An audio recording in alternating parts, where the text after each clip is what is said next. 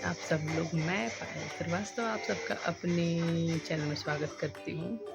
और पीछे गाना चल रहा है, इग्नोर करिएगा, टोटली इग्नोर करिएगा उसको, क्योंकि इधर उधर दोनों साइड से टीवी की आवाज़ आती रहती है। और मैं पी रही हूँ चाय सुबह के टाइम। सुबह के बज रहे हैं 10 और आज मेरे घर कुछ खास होने वाला है, कुछ अच्छा और बढ़िया होने वाला है। तो नवरात्रि चल रहे हैं, नवरात्रि की आप सभी को ढेर सारी शुभकामनाएं, ढेर सारी शुभकामनाएं। और मैं इधर बैठी हूँ कोने में, खोपचे में बैठी हूँ मैं एकदम खोपचे में बैठी हूँ। तो मेरे फेस पे लाइट नहीं आ रही है सही से, मैं बहुत काली काली दिख रही हूँ। कोई बात।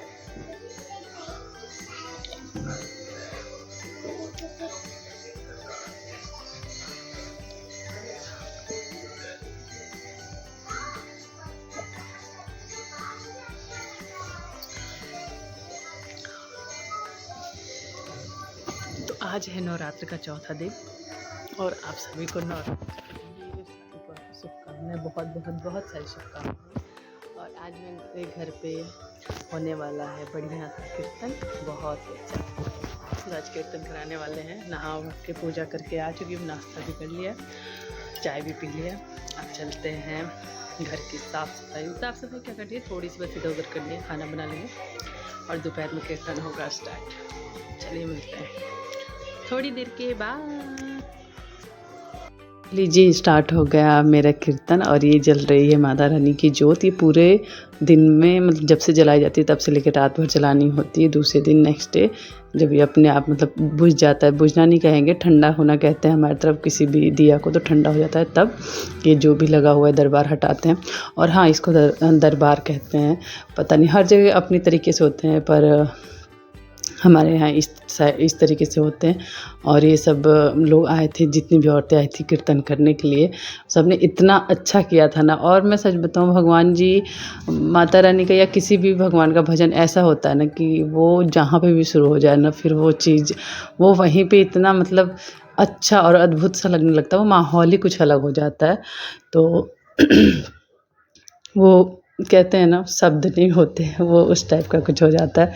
सच में शब्द नहीं थे। और ये तो मेरा मतलब बहुत ही मतलब दिल से ख्वाहिश थी कि मैं भी कीर्तन करवाऊँ, लेकिन नहीं करा पाती थी किसी न किसी कारणवश। दिक्कतें थी, कभी कभी हो जाता, छोटे बच्चे हैं, कभी कोई रीज़न आप समझ सकते हैं। जब तक संयोग नहीं बनता है, जब तक संयोग ना बने तब तक कुछ भी नहीं हो सकता है। तो वही हो रहा था। और मैं यहाँ पे वॉइस ओवर इसलिए कर रही हूँ क्योंकि जितने भी भजन थे ना, कुछ फ़िल्मी गानों पे है, तो क्या पता अगर मैं इनको ओरिजिनल साउंड में ही अगर मैं अपलोड कर देती इस क्लिप को, तो क्या पता कॉपीराइट का शायद क्लेम आ जाता है। इसलिए मैंने नहीं किया। मैं इसको जो भी ओरिजिनल साउंड है उसको बंद करके तब मुझे वो वॉइस ओवर करना पड़ा। और बस थोड़ा सा क्लिप यही था। और मैंने प्रॉपर कोई वीडियो नहीं बनाया, क्योंकि घर में जब कुछ भी ओकेज़न पड़ता है ना, और करने वाला अगर एक पर्सन हो ना, तो नहीं टाइम मिल पाता है किसी चीज़ का कि मैं ये भी कर रही हूँ, मैं ये भी कर रही हूँ, दिखाने का नहीं हो पाता है। वो होता है ऐसे, वो उन लोगों के साथ में होता है कि एक उनके साथ में एक लोग ऐसे हैं जो उनके लिए उनकी वीडियो हर जगह शूट कर रहे हैं। तो मेरे साथ में ऐसा नहीं हुआ था, लेकिन मेरे हस्बैंड ने थोड़ा-सा वीडियो क्लिप बना लिया था। तो फाइनली चलिए कुछ तो एक यादगार भी रहा और बन गया था। और देखिए ये मैं बैठी हूँ कोने में, और थोड़ी ना सेटिंग इधर-उधर हो गई थी सोफ़े की, क्योंकि मतलब हो गई थी, अब क्या बताएँ, लेकिन हो गई थी।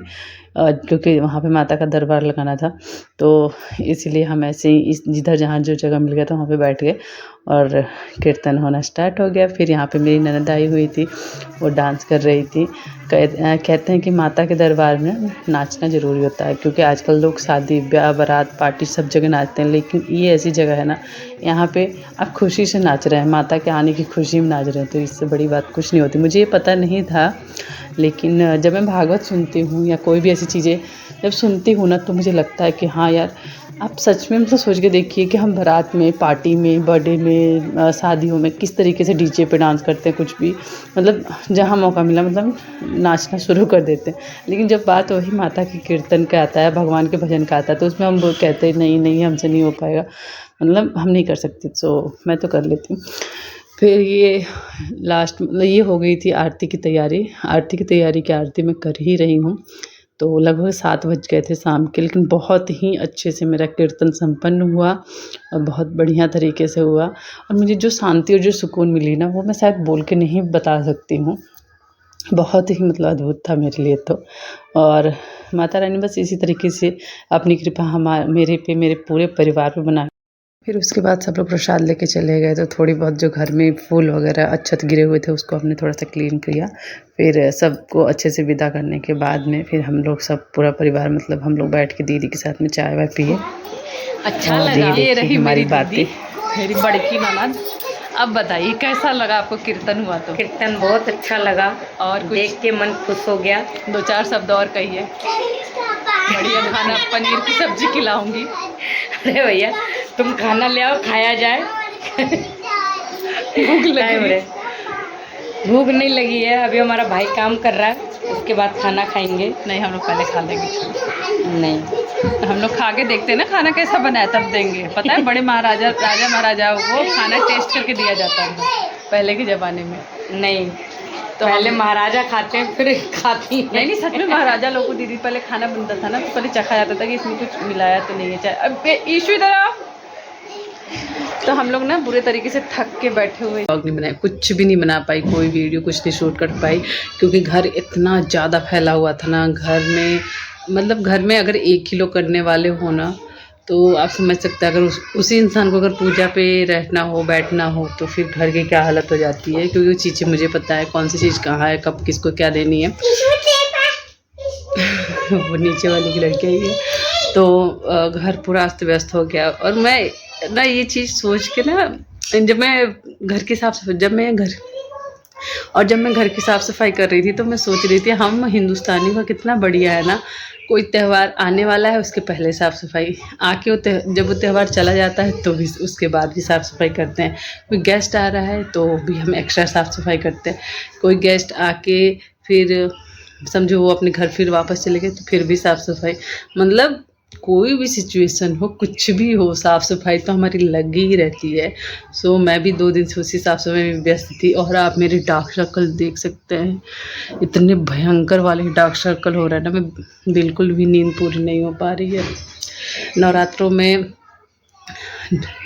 तो मेरी बिल्कुल भी नींद पूरी नहीं हो पा रही, क्योंकि नवरात्र स्टार्ट हुए ना, तो एक तो ये हो जाता है ना कि सुबह पूजा करना, क्योंकि डेली में वैसे मैं नॉर्मल डेज़ में डेली पूजा नहीं कर पाती हूँ, क्योंकि काम वाम होता है, कभी चाय पी लिया, कभी बिस्किट खा लिया। लेकिन नवरात्र में मैं पूरे 9 दिन कोशिश क्या 9 दिन में करती ही हूँ। पूरे 9 दिन सुबह शाम दोनों टाइम पूजा करती हूँ, तो थोड़ा टाइम का हो जाता है इशू, आप समझ ही सकते हैं। ये मुझे लगता है हर हाउसवाइफ के साथ होता है। लेकिन मैं आप लोगों से एक बात कहना चाहती हूँ, वैसे मैंने सबसे कहा है, वो मेरे दिल की बात थी, जो माता रानी का कीर्तन करा के जो मेरे दिल को जो सुकून पहुँचा है ना, शायद वो मैं कह के नहीं बता सकती हूँ।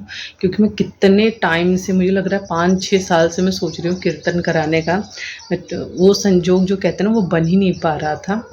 और मैं जब भी नवरात्र आता था ना, तो मैं नवरात्र में यही सोचती थी कि मैं अब कीर्तन कराऊंगी, अब ये कराऊंगी। जब भी किसी घर से कीर्तन का बुलावा आता था मुझे जाने का, तो मैं सोचती थी मैं कब कराऊंगी। बजे उठी थी, और आप विश्वास नहीं करेंगे, मैं रात को 11 बजे बिस्तर पे आई हूँ। पूरे दिन भर जो एनर्जी थी ना मेरे अंदर, मतलब मैं बता नहीं सकती हूँ। वो माता रानी का सब मतलब उन्हीं की कृपा थी।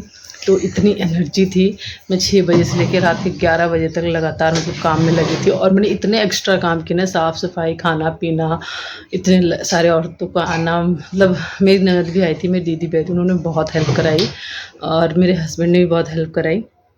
लेकिन मतलब मैं उस दिन थकी ही नहीं, और जो सुकून मिला था ना यहाँ पे, मतलब लग रहा था ना कितना बड़ा बोझ हल्का हुआ मेरे सिर से। और ये नवरात्र स्टार्ट होने के पहले मैं सोची थी कि मैं हर दिन का एक व्लॉग बनाऊंगी, नवरात्र के 9 दिन का 9 व्लॉग ज़रूर बनाऊंगी, मतलब नवरात्र के 9 दिन का 9 व्लॉग ज़रूर बनाऊंगी। बट मैं सच बताऊँ, पहले दिन में बनाने के लिए मैं बनाई, उसका भी क्लिप मैं ऐड कर दूँगी, थोड़ा सा बनाई। फिर ना मुझे पता नहीं क्या हो गया, मेरे मन में होता था, मतलब जब मैं पूजा करती थी ना, तो मुझे लगता था यार कैमरा क्यों उठाऊँ, क्योंकि पूजा करके और पूजा करने बैठी ना तो बहुत शांति मिलती है। वहाँ पे भी कैमरा लेके दिखाऊँ मुझे नहीं अच्छा लगा। मुझे पूजा करना था। मुझे पूजा में भले 1 ही घंटे बैठने हैं, आधे घंटे बैठने हैं, लेकिन वो मैं शांत होके बैठूँगी और कैमरा लेके नहीं बैठूँगी, क्योंकि मुझे वहाँ पे दुनियादारी नहीं करनी है और लोगों को नहीं दिखाना है। वो मैं अपने मन की शांति के लिए करना चाहती हूँ और मुझे दिखावा नहीं करना था। मुझे कोई भी चीज़ मतलब ये नहीं कि मैं इस तरह से पूजा करती हूँ, ये करती हूँ। भाई जो भी जैसे भी करती हूँ, मुझे उस टाइम बस मैं और माता रानी, बीच में कोई तीसरा नहीं चाहिए था। कोई फ़ोन नहीं, कोई बिना पूछे बना दे वो बात अलग है, पर मैं नहीं लेके बना सकती, मेरे से नहीं होता भाई। पूजा पाठ में फ़ोन को तो बिल्कुल नहीं लाना है। तो जो कीर्तन का आप लोग सोचेंगे ना कि कीर्तन का कुछ वीडियो मैंने नहीं बनाया, वो मेरे हस्बैंड ने बनाया है, तो उन्होंने थोड़ा बहुत बना लिया। वरना मैं तो कीर्तन में इतनी लीन हो गई थी ना, मुझे ना कोई ब्लॉग कुछ भी नहीं, मतलब कुछ भी नहीं सूझ रहा था। मैं एकदम मस्त हो गई थी, मगन जो कहते हैं ना, कीर्तन में मगन हो गई थी, वो हो रही थी मैं।